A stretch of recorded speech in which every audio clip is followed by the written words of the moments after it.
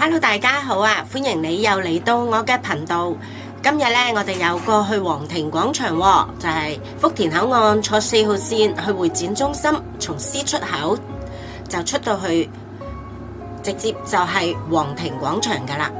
咁我哋呢，就上去1樓嘅絕子煲嗰度食晚飯。呢一間呢，就係廣式嘅啫啫煲，全部菜式呢，都係用啫煲上嘅。咁我哋就叫咗3個餸嘅。首先呢，第一樣呢，就係涼拌順德爽口魚皮，就29蚊。薑蔥啫啫清遠走地雞69蚊。仲有一個就係香茅草啫黃花魚，就39蚊嘅。佢哋啲價格就唔貴嘅。考你個薑蔥清遠雞煲。嗱，我就特登留翻少少嗰個啫啫煲嘅原聲俾大家聽嘅。咁上到台呢，全部都係好熱鬧嘅，熱鬧鬧咁樣喺度啫啫啫，其實都幾熱氣嘅。不過因為最近就想食啲野味啲嘅嘢，咁我哋就揀呢一間嚟試下咯。份量呢就都幾大嘅。咁我先嚟講咗嗰個魚皮先啦。個魚皮呢，佢哋係用麻辣少少嘅麻辣帶出嗰個味道嘅。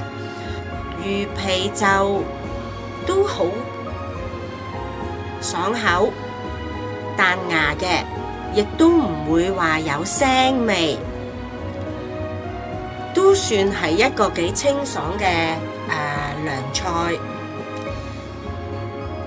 咁嗰條魚呢，黃花魚，咁就略嫌佢哋呢就冇刮乾淨啲魚鱗，食就好好味嘅，又唔會話好乾身嘅。嗰個魚呢都有肉汁，咁啲香茅草喺底下鋪，咁就個魚就煎香咗擠落去嘅，跟住再分上嚟嗰啲香茅嘅味道呢，就滲入咗啲魚肉個味道，令到個魚呢就有一個好香嘅香茅嘅味道，就唔會咁單調，亦都幾有特色嘅，都唔錯嘅嗰個黃花魚整得。至於嗰個薑蔥啫啫清遠走地雞呢，嗰隻雞就真係做咗好多運動嘅一隻雞嚟嘅，係啲雞肉呢係好煙韌，都要啲牙力去扯佢嘅。嗰個調味呢就好味道，就係略嫌佢乾身咗少少。嗰個雞係過咗少少火候嘅，追得耐咗啲啦。我先生就話佢哋冇用啲粉去醃過隻雞，所以隻雞就比較乾身少少，同埋冇咁滑，就都好有咬勁，真係好有咬勁。咁佢哋啲配菜呢，就配菜得唔錯嘅，所以嗰個雞嘅都好味嘅。佢有啲辣椒薑葱頭一齊去爆咯。咁個味道係唔錯嘅，就係佢較為老身咗少少咯。咁佢哋嘅份量就夠晒大啦，即係2個人食都好足夠啊！我都要夾硬食先至食得晒。咁講一講佢個米飯，佢嗰碗米飯啊真係好食喎，6蚊嗰碗米飯，嗰個飯好香口喎。